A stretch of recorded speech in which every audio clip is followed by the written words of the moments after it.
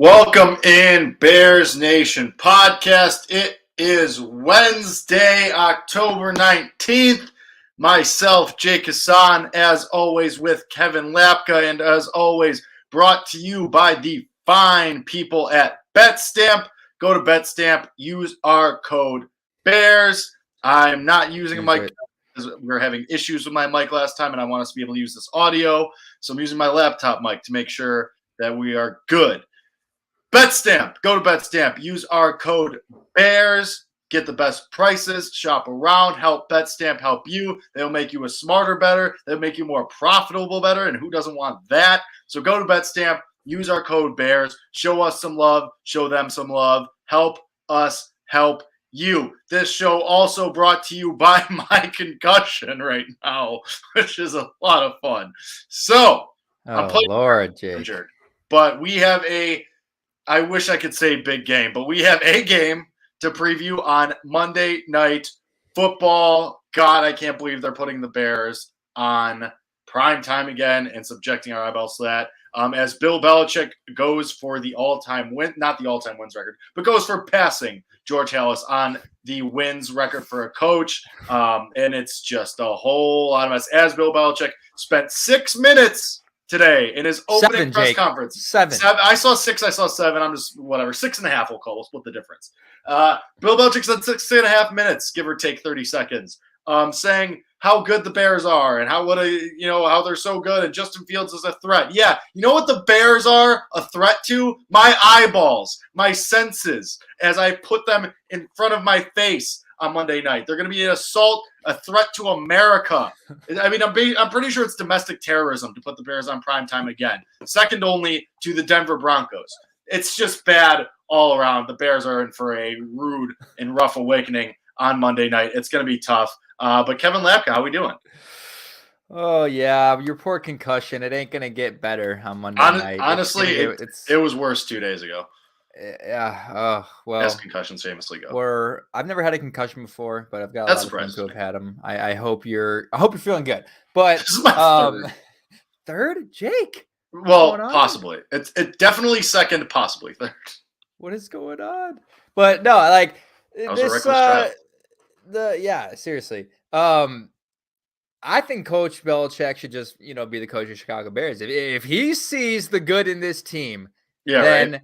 Come on over. Come on down, Bill. Come on down, by all Bill. means. You've been in New England for too long. You don't want to work with Bailey Zappe and Mac Jones anymore. Apparently, Bailey Zappe might be good. I said it last week. He might be good. He might just be good. We're not doing that yet. But there was reports about him and Mac Jones not being on the same page about certain things. No. So did you see that? So I know what you're talking about. There was a reporter in Boston, a local reporter, who was saying that, Mac Jones is pissed off because Bailey Zappe is starting and he wanted it to be Hoyer because whatever, and all these reports that Mac Jones has attitude on. But then did you see there was a guy who was claiming credit? He just some random Twitter user DM'd this reporter that Mac Jones has an attitude problem. It's not going over well in the locker room. And the reporter just ran with it. Didn't fact check, didn't do anything. He just ran with it. That's what it is. It's not real. Oh, okay. So it's just it's terrible journalism is what yes, that is. Correct. Wow. Correct. Okay. Well, nonetheless, again, Bill, make your way on down to Chicago. We could use you over here. We still have faith in Eberflus, but we're going to pitch that. But no, look, Bears back on primetime Monday Night Football. Yeah, it's unfortunate, right? Because now the storylines are stacked against you, right? It was a couple weeks ago, we thought we would get the scenario where the Packers would be able to take the all-time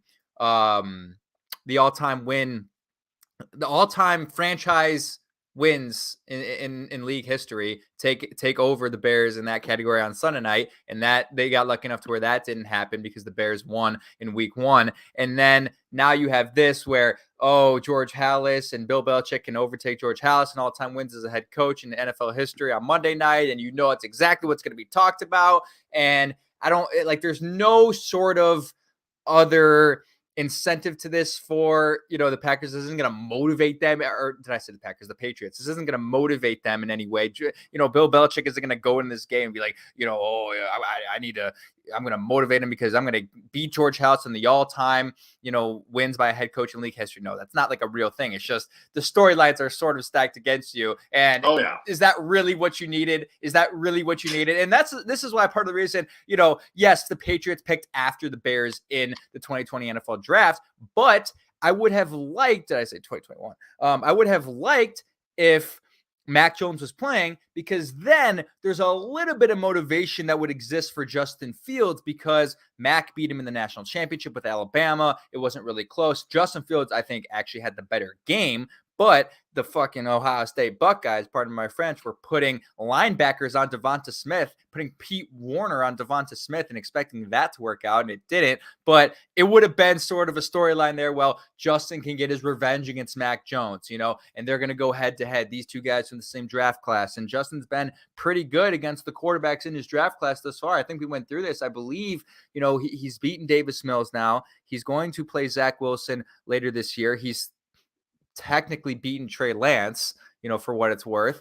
And, it would have been a good storyline of, okay, him versus Mac Jones. There was all that talk about, could the Bears potentially pick Mac if it came down to it at that point? That would have been cool. But the thing we have to remember as it pertains to Justin Fields, we have one game of sample size for this, is he's a dog on Monday Night Football. I wouldn't say he hasn't been a dog consistently. He was okay against the Vikings in that final Monday Night Football game down the stretch last year in December, but he was obviously a dog against the Steelers. And really, I think in general, Justin, does tend to show up in primetime moments, and that wasn't really evident on Thursday, but he's not a player who I would say is afraid of the moment. He is certainly not Kirk Cousins-esque when it comes to his performances on Monday Night Football. So here we go, Justin Monday Night Football. I am really am I that excited for this game?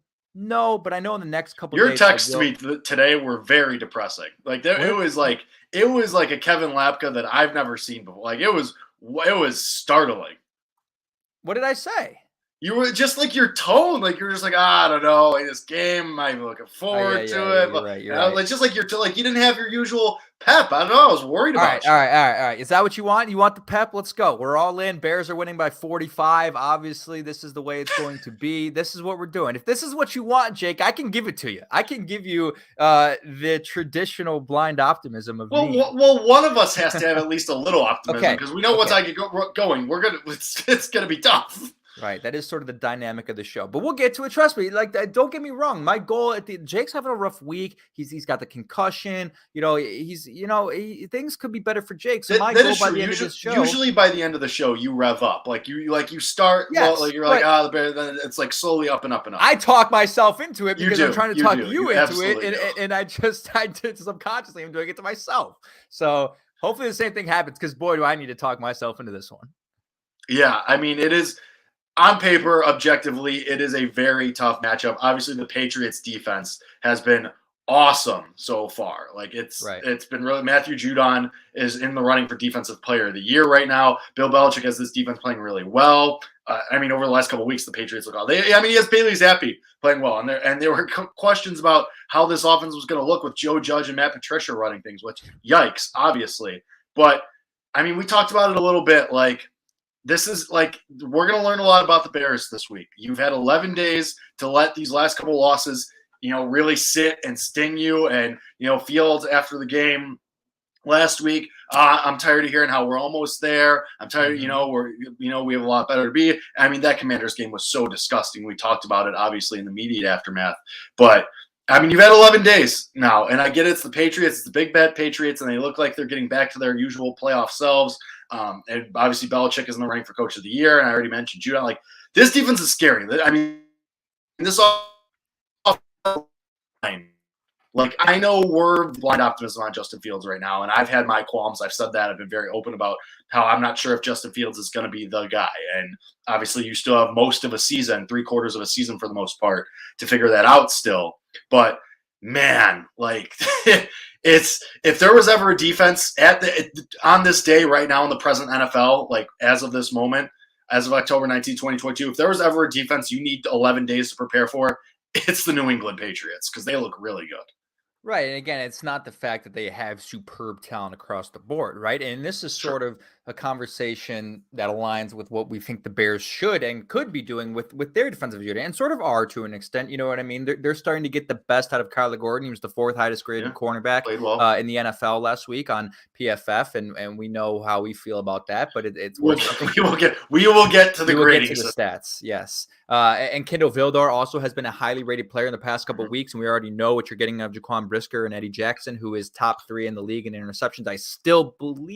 I believe he's second. I don't know if anyone has more than 3. We know he's got the 3. He was tied for the league last week. I don't know if anyone overtook him last week. But again, the thing that makes the Patriots so good is obviously defensively, they're just not going to make mistakes. They're disciplined, but they're starting to get a lot out of their younger players. You look at a guy like Jack Jones, a cornerback who was, a rookie cornerback, burst onto the scene and all of a sudden is like a top playmaker in their secondary, and they just get the best out of all the players. They're getting the best out of Jalen Mills, right? I mean, they just take other teams' trash and turn them into treasure. I mean, nobody knew who Matthew Judon was 2 years ago. I mean, not really. No, I mean, right. People knew the name, but did they ever think that he would eventually become a Defensive Player of the Year candidate through 6 games of the 2022 season? No, not at all. But it's just the things they throw at you, like, and the evidence is there when you look at what the Detroit Lions did for the first 4 weeks of the season, had the highest scoring offense in the NFL, and everyone thinks they're going to walk into Foxborough and at least put up 20 points, and they go in there and they get shut out by the New England Patriots. And yes,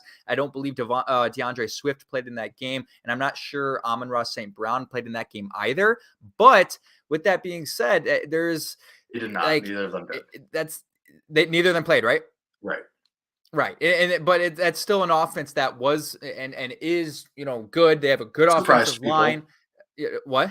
Surprised people. Surprised people. Yeah. Surprising for the most part. Top 5 offensive line in the NFL. But the thing that just scares you the most is you don't know what they're going to throw at you on this defense. Like, if you go through the roster again, like Devin McCourty, he's old. He's sort of a shell of himself. Jalen Mills, Kyle Duggar, there at strong safety can play. But then you got, really at the linebacker position is where you're not really intimidated by anyone. I mean, you got Raekwon McMillan, Jelani Tavai, and Josh Uche, and these are a lot of younger players who really, are not doing a lot for their defense or really in your and someone else's eyes. But then the way they play as a team, the way they play as a unit, they hustle to the ball, they get to the ball, and they don't make mistakes. And they do a really, really good job of not allowing teams to get first downs. I believe before that week 4 game, they were like top 3 in the NFL and preventing teams from getting first downs. And that's what they're going to do. And unfortunately, that's the fatal flaw of the Bears offense right now. Obviously the red zone scoring efficiency is an issue, right? And if you don't score in the red zone and the Bears haven't, you're not going to win football games. But that's why you lost against the Commanders. That's exactly why you lost against the Commanders. That game should have been won 28-12. But the problem that exists even more often than not for the Bears, and it wasn't really the case on Thursday, they did a relatively okay job of moving the ball down the field, is they put themselves into so many 3rd and long situations. And then you think about being in those situations. Now you're forced to throw the ball a little bit further down the field, which means you are resultantly asking your offensive line to block for a, longer period of time and let Justin Fields sit in the pocket because they're not going to run play action because they're allergic to it. And it's just a recipe for disaster when you put yourself in 3rd and long situations. And the Patriots do a really good job of putting teams in those situations. So like the reason why I'm pointing this out and why I went through the roster is I think there are a lot of fans who kind of do this thing where, they look at the names, right? It's a name game and you don't see a lot of names on this Patriots defense. And when you watch the game on Monday night, you're not going to know a lot of these names. You're not going to know who Lawrence Guy is. You're not going to know who Davon Godchaux is or Deatrick Wise Jr., right? But you're going to be like, damn, this defense is flying to the ball. They play disciplined. They play well. They put your team in tough positions. And you're going to ask yourself this, Jake, why can't the Bears do the same thing when their defensive talent is equal, if not better, from a pure talent aspect? And they sort of did on Thursday, but it's all coaching. This to me, anytime you play the New England Patriots or you play the Baltimore Ravens or you play or the Pittsburgh Steelers, to me, the one name that matters more than any other player on the field, especially in a situation like this, when you have a little bit extra time, you have 11 days to, prepare for this game. It's Bill Belichick versus Matt Eberflus in this game. I think that's exactly what it boils down to. I mean, yeah, for the most part. I mean, on paper, the Bears should have the talent to at least keep up with the Patriots. It's just a matter of, what have you learned over the last couple of weeks? Like, what did you learn from the Vikings game? What did you learn from the Commanders game? And now, can you apply that here? Like, did you like you said, the Patriots linebacking core is fine, but against the Commanders, you use the middle of the field. You use those intermediate throws. Yes. Can you continue to do that? Will you continue to build on that? And then can you start to, set that up for some of these deep shots? It's just a matter, a matter of coaching. Obviously, Bill Belichick is going to have his team ready to go, especially when they're feeling good, playing well. He's going to have that team ready to play. Now, it's a matter of, is Matt Eberflus going to have the team ready to play after 11 days, after a brutal loss? Is Luke Getsy going to show us anything new on the offense? What did we say after the Commanders game, Kevin? Our whole thing was, you have 11 days to learn from this. Look at what worked, look at what clearly didn't, and then go from there. And obviously, we've been saying that for weeks, and obviously it sounds easy to say, and of course, obvious, that's all you have to do. But it's the Chicago Bears. It's not always as easy as it sounds. So show us that you learned something. Show us that you, honestly, do we even know? Does it look like N'Keal Harry's going to play this week? Have we seen anything about that? No. Yeah, right? He's going to play. He is going to play this week. Okay. He is going to be active. Do we see? First and foremost, I'm taking kind of an offshoot here, but no more Velus Jones Jr. returning punts. That's thing number one. Can't have him back there anymore. Just can't do it. Now, option two, because like you were saying, when he's been involved on offense, not special teams, Velus has been pretty effective. Yeah. Now, can you get N'Keal Harry? He's that big body we've been talking about. I know I'm all over the place, but N'Keal Harry, like we've been talking about, he's that big body. He's that guy that you're missing that you could possibly throw jump balls to, because obviously Darnell Mooney can't do that. And we talked about our frustration with Darnell Mooney. Clearly, he's not a number one ace receiver that you were hoping he could be, and clearly he's not that. But just show us something different. Show us that things are going to change, or at least capable of change. Even if they don't get the results, at least show me that you're trying, I guess, is the big thing. Correct. Because now we're at this point where you're 2-4, you're probably not making the playoffs, and we're looking to the future at this point. And I was kind of on that train from the beginning, that this was going to be a hard season, and you kind of just wanted to see development.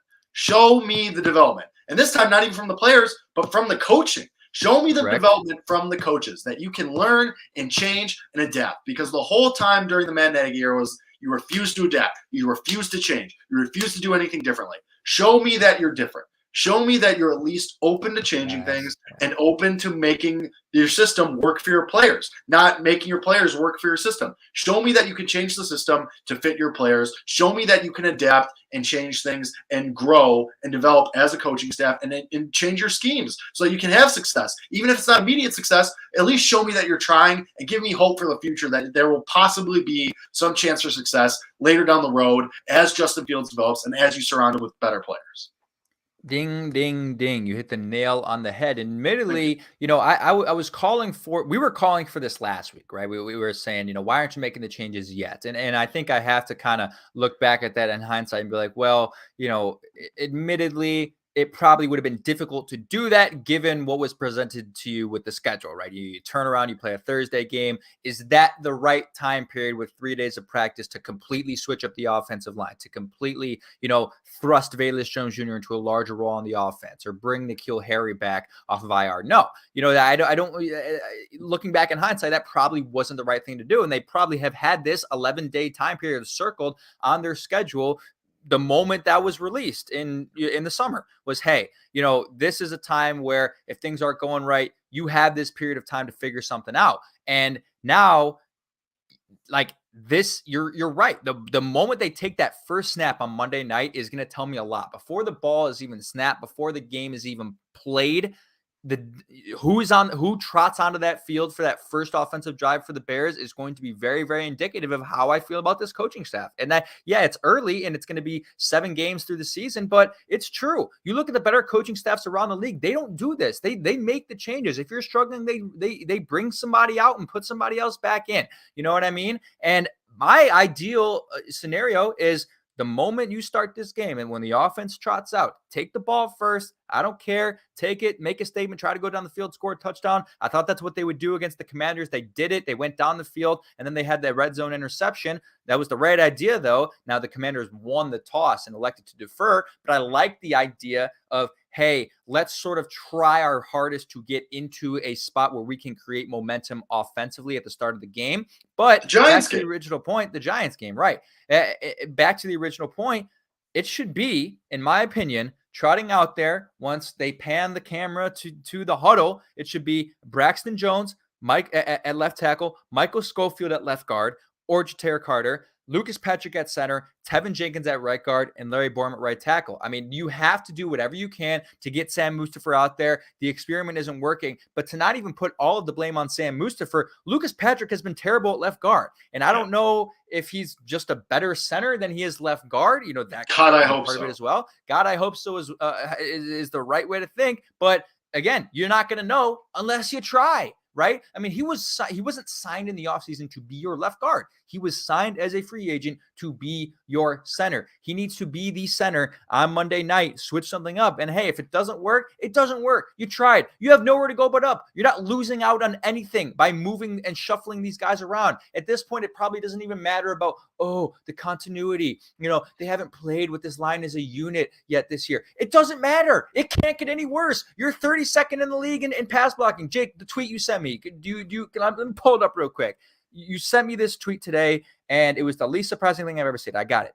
From Connor Allen, NFL on Twitter. Bears quarterback Justin Fields has been pressured on 50.3% of his 171 dropbacks this season. Among quarterbacks with 100-plus dropbacks in a season, that's the highest rate in Pro Football's database from Pro Football Focus's database since 2006. 16 years. Worst offensive line from a pressure standpoint in 16 years. And you're not going to do anything about it? No.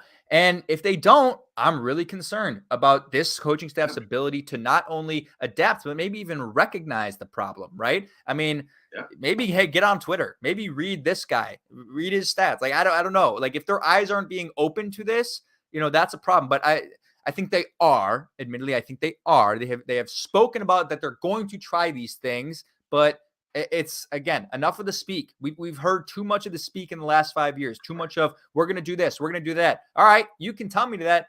Results speak.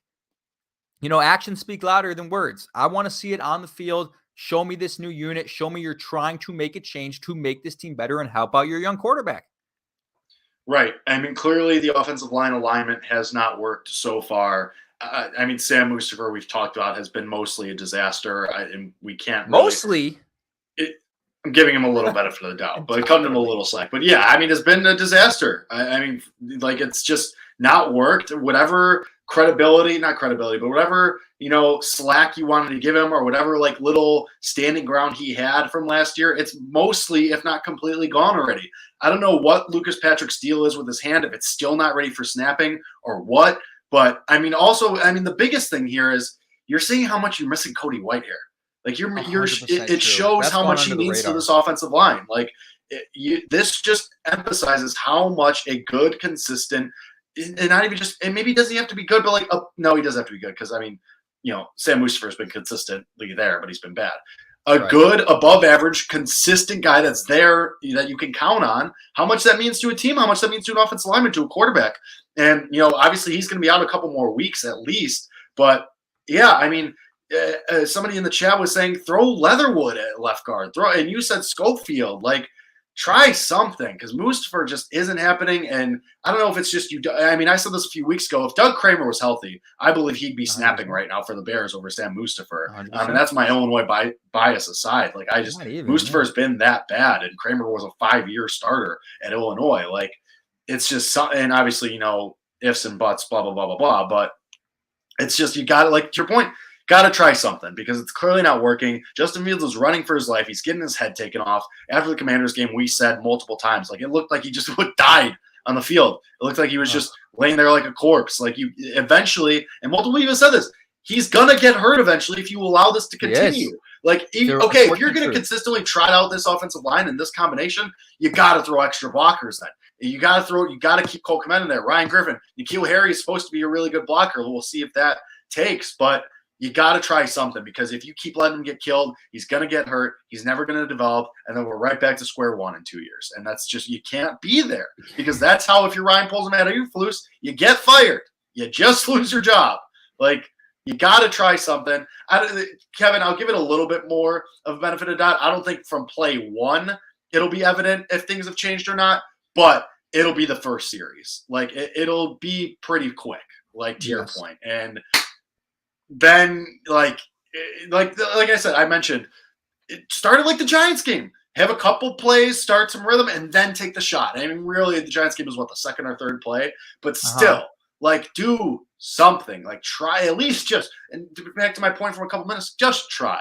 Just show me that you're trying. Because even the Giants game, that first shot downfield, it wasn't complete, but you're showing me you're trying. And that gives me hope as a fan to keep watching and be invested. Be like, okay, hey, if they're going to do this, at least I'll stick around and watch and see if Justin Fields can make something happen. But if you're just going to dink and dunk and you're just going to run Khalil Herbert and David Montgomery into a stacked box, then what's the point? You know? There's a reason we seem to tweet out same old Bears after majority of these losses. And like, I wouldn't feel that way. You wouldn't tweet those things. You wouldn't say those things if what you saw was different. If it was a different way of losing. And the Bears lose in a lot of different ways in it from a negative standpoint, because they just find incredible ways to lose games. But it's the same formula. 2 weeks in a row. Minnesota and Washington. Oh God. I mean, it's incredible. They defy all logic and reason, but it applies to the offensive. We've been talking about the offensive line and what to change there, but it also applies to the offensive personnel and the talent that you have at wide receiver and what you can do from play calling standpoint. And this is sort of interesting to me, because I talked last night on Tuesday Night Bears Therapy with Kellen about, the Bears situation, when you do compare it to other teams in their sort of situation where you're a bad team and things don't look good, it's different because obviously the Bears in the offseason had the resources. And a lot of this conversation was directed toward the fact that you enter 2023 with a real opportunity to change this team for the better, because you have the ability to do that. You know what I mean? The Denver Broncos don't. The Denver Broncos don't have the ability to take a first round, offensive tackle, because they don't have a first round pick for the next 4 years. They don't have a ton of money because they're paying Russell Wilson $240 million. But it also, to use the Broncos again as an example, like, what are their solutions on offense? They have great playmakers and they don't know what to do with them. When you look at the Bears, like Jerry Jeudy's awesome. Jerry Jeudy's awesome. Courtland Sutton's awesome. They haven't been able to get anything out of him. Everyone thought he was going to be an all-pro receiver this year with Russell Wilson throwing to him, and he looks worse than he has in the previous years. And when I look at the Bears offense, I understand, yes, their personnel isn't great, but you do look at it as you enter this Monday night game and you say, well, you know what? There actually could be ways that we can use different personnel in different ways to make this offense better. And what I mean by that is, for me, it starts with Velus Jones Jr., right? I got to be honest, not a great punt returner. All right. No. He returned 2 punt. I think he returned in like 2 games. He had 2 games on an entire college career where he was punts. Yeah. Well, yeah. But in his entire college career, he had 2 games where he was returning punts. He was never supposed to be a punt returner. He was supposed to enter as a kick returner. And they said, hey, you're our only other guy. I mean, Dante Pettis can do it, but if you can kick return, you can probably punt return. Devin Hester did it. Why can't you do it? Thrust him into that position, and it just didn't work. But just because he's been bad at returning kicks doesn't mean you have to lose his value on offense, because his value exists. You see the things that they've done with Velus Jones Jr., and I still don't know why they're not doing more of it, but he was in the first drive of the game last week, or maybe even the second drive, the end around, that gets him 12 yards on a 1st and 10. And obviously you go back to the 1 of 3 snaps that he played against the Vikings where he scores a touchdown on a similar type play. You could do a lot of different things with him, but it can't just be that. Velus Jones Jr., we have talked for so long, and this was our criticism about him the moment he was drafted, was he's that gadget guy, right? And they're going to use him as that gadget guy. He's got to be beyond the gadget guy now. He can't just come in and be your Tariq Cohen and you're just throwing screens to him. You're doing end arounds and jet sweeps. No, like those things are fine, but he has to become a receiver in this offense, receiving the ball down the field. That's what he has to be. And I don't know why you're not taking advantage of it, even as a decoy. Velus Jones Jr. is arguably the fastest player on the field at any given moment on both the offense and the defense. I don't do whatever you want underneath and just send Velus Jones Jr. on a fly route. See if he can beat a man down the field. And you know what? If he does, it's a 70-yard touchdown because Justin Fields is still a very accurate deep ball thrower. And if he doesn't beat the man, guess what? You intimidate that secondary a little bit. You push him back a little bit. They have to be conscious of the threat down the field. Show them you're willing to try. Show them the threat is there. Exactly. It's very basic stuff. You know what I mean? And I just don't know why every time Velus Jones Jr. comes into the game, which is not very often, it's, we're just going to get cute with him. We're just going to do end arounds and jet sweeps. Right. No, he's a wide receiver. He was drafted in the 3rd round to catch footballs, not catch handoffs on a jet sweep. Give him a slant route. Give him an opportunity to catch the ball with a little bit of space and do what he does best, make something out of nothing. That was his forte in college, was he would get the ball in open space and he would turn into an incredible 40-yard gain. That's what I need to do. There's other guys in this offense. We'll get to N'Keal Harry, but I want to hear your sort of idea of how you believe Velus Jones Jr. can change the complexion of this offense because, I believe he can. And we've already seen it. We've seen that he can. Yeah. I mean, you're completely right. Everything you said is completely right. I'm willing to maybe give a little bit of benefit of a doubt that maybe they're trying to ease him back in, hamstring injury. You don't really want to mess with that. And maybe you're just trying to ease him back. But it's been 3 weeks. It's been 11 days. You had a mini bye now. If he's not up to full speed by now, then it's intentional that they're not getting touches. I agree. 100%. You have to get him more touches because you're also just from a talent standpoint, you're really going to keep throwing to cinder block hands and Dante Pettis. You're really going to keep letting him drop passes. That catch was great on Thursday night, though. Right. 1,000%. But for every one of those, there's 3 easy passes that he drops, and it completely derails your offense. I'm not willing to make that trade. I'd rather he drop the tough one and make, the routine ones. You know what I mean? So it's at a certain point, you have these guys, you're not overflowing with talent enough where you can just say, okay, you're just not going to use Velus Jones Jr. You can't do it. You just can't. So yeah, I mean, I would love to see more Velus Jones Jr. Because again, it's more like, just show me that you're trying. Just show me that you're trying something, trying to figure out what you have in the guy. If nothing else. So, and same thing goes for N'Keal Harry. And I'll give him a little bit of a benefit of doubt. He had surgery on an ankle. Maybe he'll have to be eased in for a little bit, but at least just show me that he's alive and well, and they can maybe just start easing him in. Give me a series with N'Keal Harry. Show me a little bit of something that at least you're going to plan to use him later on and going forward in the season. At least show me that. Again, and I never really thought we'd get to a point where I was saying, man, you might get a boost on offense because of N'Keal Harry, but that's where we're at. I mean, that's the unfortunate reality of it. You know what I mean? And maybe it's not an unfortunate reality. It's just the reality. It's an unfortunate reality. Okay, maybe it's an unfortunate reality. It is unfortunate. Okay, so obviously, we enter this game and we're a solutions-based podcast here. That's what we do. And solution number 1 is get Velus Jones Jr. involved down the field, have him actually catch the football, do a little bit more with him. And solution number 2 is to actually give N'Keal Harry a legitimate opportunity. If you're doing the same thing you just talked about, maybe he's not ready. Maybe, he's not full go. This is the same conversation with Zach LaVine. If anyone here is a Bulls fan, he's out today because of load management after being healthy all this time. I'm sorry, if you're active on game day, I expect you to be pretty much 100% or at least playing half of the snaps. You know what I mean? Don't just come in to be a decoy. Come in and make plays. You're active. You're coming off of 11 days of rest. You were activated off the IR.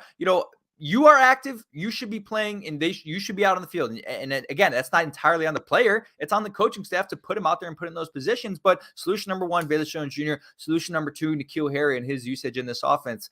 There's a little bit to consider, and this goes back to what we talked about when they first signed him. When you think about the potential and the ceiling of N'Keal Harry, we don't really entirely know what that looks like. And the reason why I sort of say that is, New England didn't really get the best out of him. That's true. Does New England get the best out of any of their wide receivers? No. And especially in the last 3 years, when you look at the quarterbacks that were throwing the ball to these guys, specifically N'Keal Harry, it was Cam Newton. It was, who else was there? It was Brian Hoyer and Mac Jones.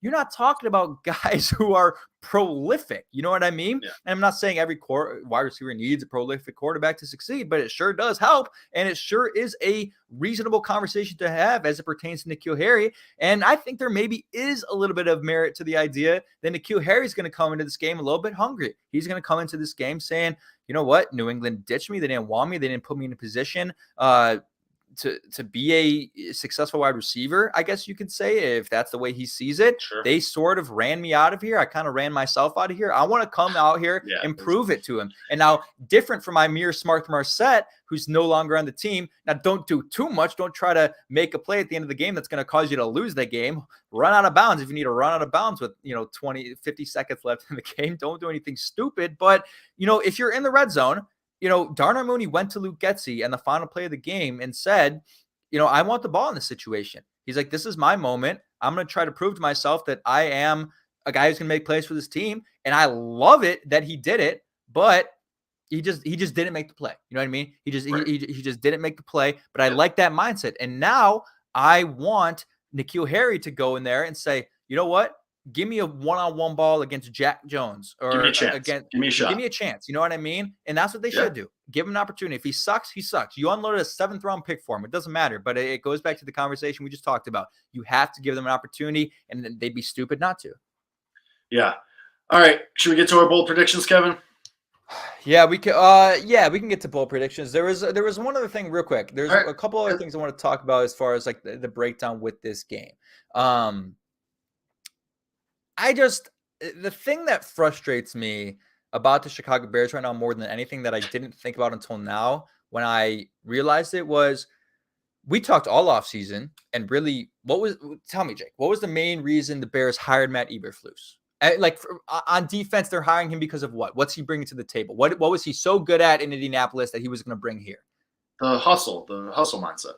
And the takeaways, right? Top 10 in takeaways each year in Indianapolis. You're going to come here, you're going to bring back takeaways, and you're going to win football games because of that. What was the turnover margin in Bears Commanders? It was 2-0 Commanders, right? Yep. I don't think the Bears get a takeaway. I don't think they got a takeaway. No. And the Commanders got Carson Wentz didn't throw enough for their that's a fair point. But Commanders get that interception on the first drive, and then the Velus Jones Jr. muff punt. That's 2 takeaways. You're not winning any game ever if you lose the turnover margin by 2. And the Bears this year haven't been good at taking the ball away. They haven't been great at it. They've been okay at it, but they've been great at it. And you look at the games where they take the ball away, those are the games where they really have a chance. Those are the games that they are winning. You know what I mean? Like, you win the turnover margin against the 49ers week 1, I believe. You either win it or you're tied. You definitely didn't lose it in that game. The other game you win the turnover margin against the Houston Texans in that game.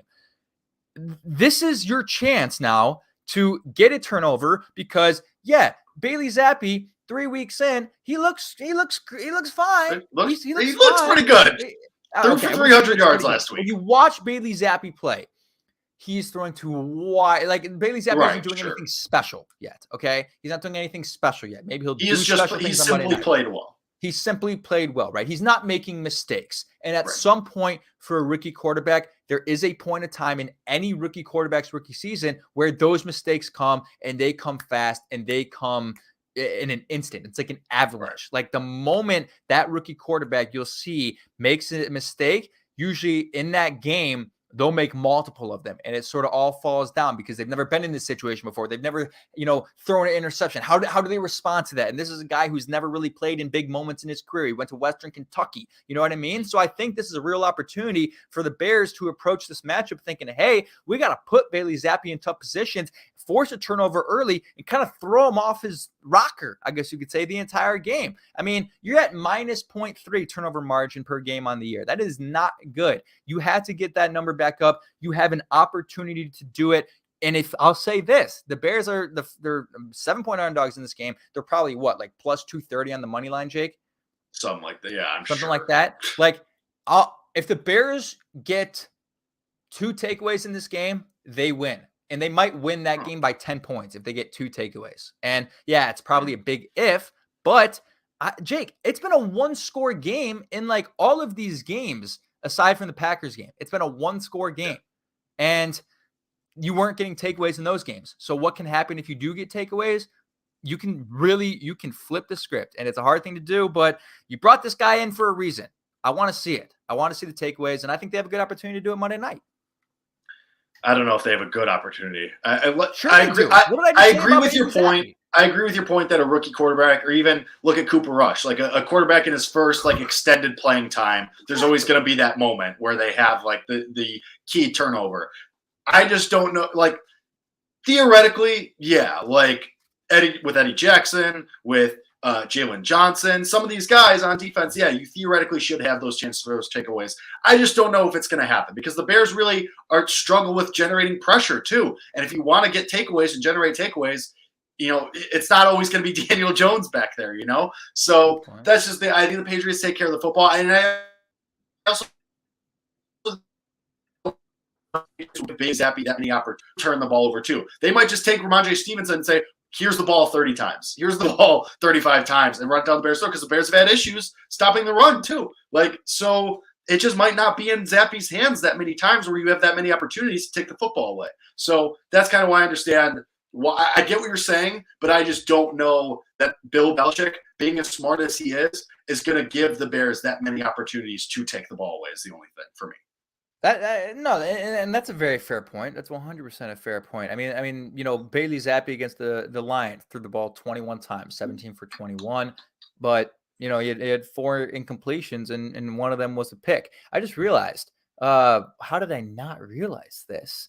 Oh wait, no, this is wrong. I was about to say the Patriots are coming off the bye. And against the Cleveland Browns, Bailey Zappe, 34 pass attempts. So they are throwing the ball a decent amount. Against the Packers when he came in. He ended up throwing the ball 15 times and about a little bit over a half of football in that game. Has only thrown 1 interception on the year, but it does appear that they are throwing the ball more than the Chicago Bears are. That's for sure. So, it's, I don't know.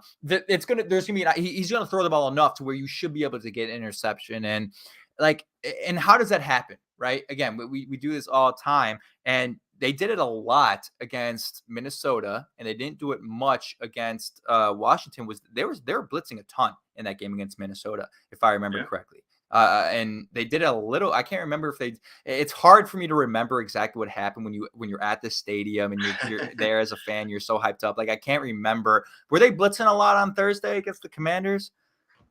It seemed like it because the first drive of the game, you had Jaquan Brisker blow him up, and then Roquan a couple of drives later. Also is just because Carson Wentz is a statue, so that's also part of the thing too. Yeah, but Bailey Zappe isn't mobile. He's not. Sure. He's not supremely athletic. I think Alan Williams needs to adjust and say, hey, let's put him in uncomfortable positions. Again, let him make a mistake, and if he makes a mistake early, you really can throw off what they want to do for the rest of that game. They're not. You say of how smart Bill Belichick is. If Bailey Zappe throws an interception in the first quarter, how encouraged is he going to be to say, hey, you know what, we're going to let you throw it 30 more times now. You know what I mean? Then they're going to say, hey, let's go down to Ramondre Stevenson. And yes, that could still be a winning formula for them because the Bears rush defense is terrible. But I would rather take my chances against preventing the rush versus preventing an air raid offense where the quarterback's carving you up, because that's really how you get killed on defense. But that's all I wanted to say about really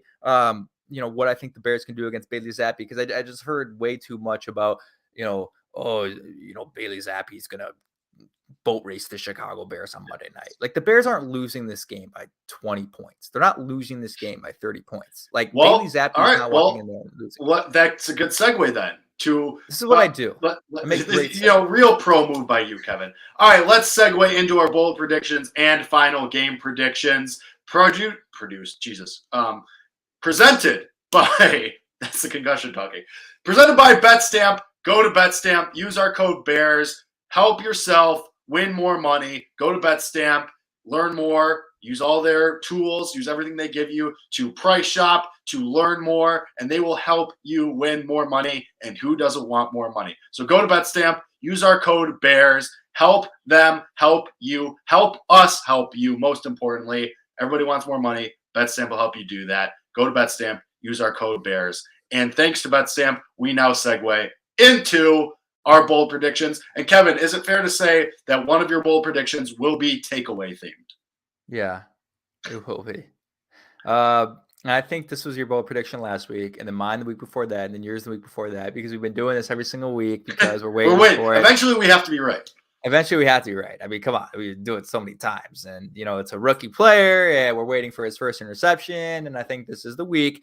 Kyler Gordon gets not only an interception, but a pick six. All right. Kyler Gordon is really good at jumping routes, and I'm seeing it right now. I'm envisioning it, right? They're running a little corner route. Bailey Zappe is going to try to fit into a window. Kyler Gordon jumps it, takes it to the crib, or a quick speed out or something. Those are typically how you get the easiest pick sixes, where, sort of a speed out. Sure. The quarterback thinks they can kind of fit it in there, and then boom, cornerback comes out of nowhere, takes it, and he's got a wide open jog to the end zone. I think, look, Kyler Gordon's been playing a lot better, which I really, really like. We were a little bit worried about him the first couple of weeks, but we've already talked about how cornerbacks sort of have a weird path to becoming good in this league, and sometimes it's a slow start for a lot of guys, not for Sauce Gardner. That guy looks like an absolute dog, and shouts out to him for putting that cheese head on and embarrassing the Packers last Sunday. But I think Kyler Gordon's really coming into his own. He's got this chance against a rookie quarterback. Kyler Gordon, pick 6, lock it in. And also, we'll get to that with the bet stamp. We'll do that in the next segment about what the odds on that are if you want to bet on it. Yeah, and also something that we really haven't considered, we think it's going to be Zappe. It might be Mac Jones. Like, we might see Mac Jones in this game. Like, it hasn't been confirmed yet. We're all assuming it's going to be Zappe, and they're going to give Mac Jones another week to recover. But honestly, even if it is Mac Jones, he didn't play great to start the year. So Zappe's been better. Yeah, I mean, I'm assuming it's going to be Zappe, but obviously, this could come out tomorrow, and it's like, oh, no, it's going to be Mac Jones. Okay, awesome. Then we look dumb, and all of this is basically moot. But anyway, regardless, one of my bold predictions, and I mean, you took the Kyler Gordon one for this week. Like you said, we've been flip-flopping. Man, it's so hard to be bold with this team. Like, it's just expectations are so low. You know what? I'm gonna go my bold prediction. I think Robert Quinn finally makes an impact in this game. Whether that's a big sack in a big moment, whether that's a strip sack, whether that's a batted pass, I think Robert Quinn finally has some kind of impact on the game. He has been mostly silent for the most part. Through 6 weeks of the season, 6 games of the season, we haven't said his name a lot, haven't talked about him a lot. We were saying that they should have traded him in the offseason for picks, and because he had a career year, and they didn't, and now here we are. I think Robert Quinn finally shows up in some capacity, whether that be a sack or a big fumble, strip sack or fumble force, something. Bold prediction, Robert Quinn finally shows up this week. And boy, does he need to. They need it, man. They absolutely need it. Their defensive pressure has not been good at all. And we talked about their ability to, fluster Bailey Zappe. And if you're not going to blitz, then it starts with those guys. I said it last week, and I'll say it again. I didn't see a lot on Thursday. Give Dominique Robinson more snaps, getting on the field more. This goes back to the same exact conversation about giving guys chances, giving other guys opportunities. No excuses. Now you've had the 11 days. He deserves a chance. But yeah, I mean, we've been sort of waiting for that Robert Quinn breakout game. And he seems to do this sometimes. He seems to do this where he'll have that crazy game where he just is present, and then the next week he disappears. Khalil Mack was kind of the same way in his last couple of years here. That's just the way it is. Shane M says, bold prediction, we score more than 7 points. It's funny because at that point, that's not even that bold. Like, considering what the Patriots have done against teams in the past, it's not entirely bold for you to say that, Shane M, in the chat. All right, should we do our best bet segment real quick for Bet Stamp? Yeah, let's do it. Once more, Bet Stamp. Use our code BEARS. Go use their tools. Help yourself become a better by using Bet Stamp and using our code BEARS. All right, Kev, what you got? Velus Jones Jr., anytime touchdown score. Lock it in. If anything, I put it this way, Jake. Like, I'm at a point where, aside from David Montgomery and sort of Khalil Herbert, he's probably like the third guy, and Justin Fields as a rusher, third guy I'm most confident to score in the red zone now. Like, because I think they do like this idea of giving him opportunities and finding a way to get him involved in the red zone. They didn't do it against Washington. We obviously saw what they did against Minnesota. I love it. I think they're going to do a lot of creative things with him, and it better not just be a jet sweep, like find other ways to get him involved like we talked about. But I do think that they're going to obviously recognize that things did not go well in the red zone last week and something needs to change. And, maybe we'll take more one-on-one chances to N'Keal Harry, but also let's get creative. Let's do something to Velus Jones Jr. He's a dynamic guy, and his speed should allow him to get to the edge against any defender if you're in a, inside the 5 situation. I love Velus Jones Jr. anytime touchdown score. Again, we don't have the odds on that right now because the player props won't be released until Monday morning or Sunday night. You'll probably get that at plus like 450 plus 500. I feel like it's going to be up there. So you're going to get really good value on that. And be sure to use code BEARS Bears on BetStamp, because last week I found really, really good value on some Darnell Mooney props at different sports books. We actually got plus money on Darnell Mooney over receiving yards at a different sports book because we used BetStamp. So help us help you get some money through BetStamp. I'm going Velus Jones Jr. anytime touchdown score. Lock it in, Jake. Let's make some money on Monday, because if the Bears aren't winning, at least we can walk away with some cash. Yeah, I mean, that's been the goal for the last couple of weeks. All right, my best bet, I'm going to go back to the well. It's been working week after week after week. Ramondre Stevenson over rushing yards. Whatever it is, go over at the Bears.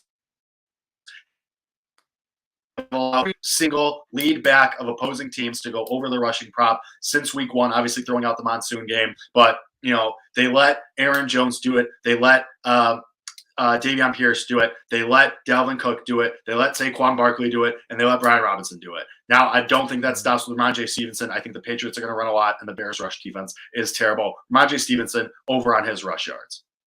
There you go. All right. You're not wrong about that. And I'll say, Justin Fields' past 2 weeks, his line has been so ridiculously low on passing yards, and Darnell Mooney's line has been so ridiculously low on receiving yards. I would take the over on both of them, whatever they are. I mean, it's been ridiculous how low they are. I mean, we're talking about low, like mid 100s for Justin, around the 160 range. And, I think they've gotten to a point where he's going to throw the ball enough to at least get that many. So I like those two. All right, let's get to our final game prediction and our score predictions. Kevin, as always, I will allow you to go first. Yeah. Look, this year, did I pick the Bears to win against the Packers? I don't remember. I'd have to go look at our graphic again. Okay, so I'm 3-2 on picks, I believe, or 3-3 on picks, and I believe you are now as well, because we were both 3-2 heading into the Washington game. We both picked the Bears in that game. We both lost. So no, we were both 4-1 heading. We're both 4-1. So we're now 4-2. Correct. Okay, that makes me feel better. I was like, that's not right. We both picked the Packers to win. Okay, and I picked the Bears to beat the Giants, I believe, right? And I did. Okay. No, I picked the Giants, my bad. Yes, you picked the Bears, I picked the Giants. So I think what I have to do, so we're both 4-2. What I have to do, I think I got to take the Bears in this game. Oh my God, just to try and take the lead? Honest. No, not just to try and take the lead. Is that part of it? Maybe. I need that, but also I really risking it, because it's going to be hard to come back if I go down 4-3 and you're up 5-2. Look, all jokes aside, I do think this is a very, very winnable football game. Is it likely that they win? Probably not. Is it a winnable game? Are you walking in here like a dead man walking in Foxborough? No, not in my opinion. I mean, they've shown the ability on the road or at home to be competitive in each game and not let the game get away from you, right? Obviously, when people think about Bears Patriots in Foxborough, you're thrust back to 2014 when you lost 52-26, I believe was the final score in that one.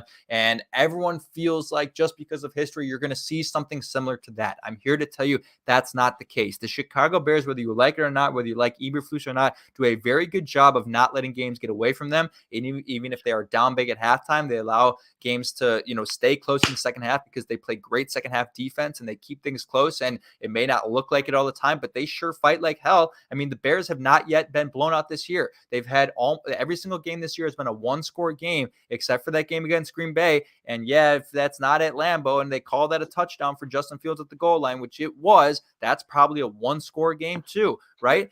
Everything that we know about the Chicago Bears is rooted on this idea that they are a team that fights hard, and they're obviously inferior to their opponents from a talent standpoint, but they're not going to allow that inferior talent aspect to lose by 30 points. They're not going to allow that to allow them to lose by 30 points. It's in the end, right? When it comes down to it, and you need your players to your guy to make a play over their best guy, usually the way it is for this team for the rest of this year, their guys are going to be better. And what that means is when it comes down to it, most, 8 times out of 10, because their team is better, when it comes down into the end, their team will make the play and your team won't. And that's just the reality of what this team is and what this team has from a talent standpoint. But Look, I completely believe there's truth in this whole Bailey Zappe thing and this whole, fairy tale ending at some point, and maybe it doesn't, but I think they're going to understand, hey, this is a rookie quarterback and his first primetime start, his first start on Monday Night Football under the lights. He hasn't played in moments like this in college. Rattle him early, get a takeaway. I said Kyler Gordon pick six. I think it happens in the first quarter. You start off, you get a lead. And if you get, we haven't seen what this team is able to do with a lead. We've seen what they're able to do when they're down, but we don't know what they can do when they have a substantial lead. Maybe when this team goes up 10-0, they're an unbeatable team because they're really good at second half defense and they don't let things get away from them. And they play disciplined enough where if you have a substantial lead, you're not going to surrender that lead. And again, it's a hard thing to do, but Justin Fields, a dog on Monday Night Football, they're going to walk into Foxborough, make a statement in the first quarter. I think they go up, and I think they win the game. I think they win this game 23-17. That's what I'm doing, baby. Bears win 23-17. You can get that plus 300 on the money line. Cash. Yeah. I do want to address, in its show in the comments saying that you should trade everybody. Buddy, just for the record, Fields on his rookie contract, Mooney on his rookie contract, Roquan on his rookie contract. Unloading them doesn't free up cap space. You're paying them next to nothing. Quinn is the only guy you're paying. And also on that, I'm with you. Fields might not be the guy. Fields might not be very good, but you really want to trot Trevor Siemian out there? We know what he is. Fields. I heard it at Soldier Field on Thursday. People behind that's people being upset. Obviously that's going to happen. But Fields, might as well let him play and find out for sure if he's good. But trading them does nothing. You're not paying them anything anyway. And if they are only backup quarterbacks or backup players, what do you think you're getting for them? A 6th-round pick? Great. Might as well let them play and see if they're any good or if you can maybe make them be good. I also agree with Kevin that the coaching has, for the most part, on defense at least, been decent. But we'll see what happens. That being said, I do think the Bears lose this game. I think they lose it handily. I think the Bears lose this game 24-9. I think they get. I think because what's going to happen. It's going to be one field goal and then a late touchdown that they don't convert the 2-point conversion. That is exactly what's going to happen. 24-9. It's going to be ugly, Kevin. It's going to be ugly. It's going to be an ugly game. You're just out coached. Even if you're comparable on talent level, you're just so horribly out coached. Based on what we've seen from the Bears historically and how they are coming off of buys or mini buys, it's just going to be a rough go. And I really think it's going to be a really, really tough time. Hey, I'm hoping for the best. Maybe you get some flashes again. Maybe Justin Fields has another Dante Pettis type throw that he had on Thursday night, but we'll see. I think it's going to be a desperation touchdown if they get one at all. Things are bad. Things are really bad right now. Things are fine. Everything's fine. It's like I said in the middle of the show. Just show me something. Show me that you're at least trying to make something happen, and then we'll see and then we'll go from there. So I think they lose, but God, it's so bad. It's not going to be. Let me tell you right now. I'll put it on record because I want to do that, and I'll take the heat if I'm wrong.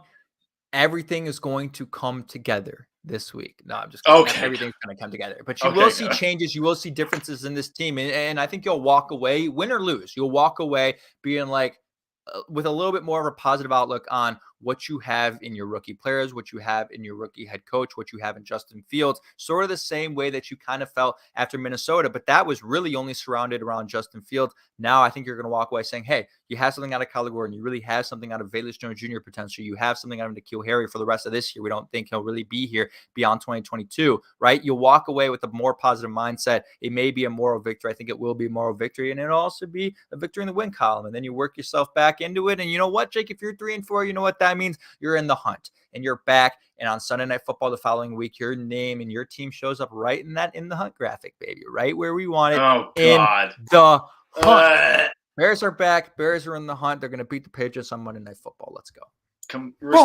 Respectfully disagree, but I respect the Kevin Lapka endless optimism. All right.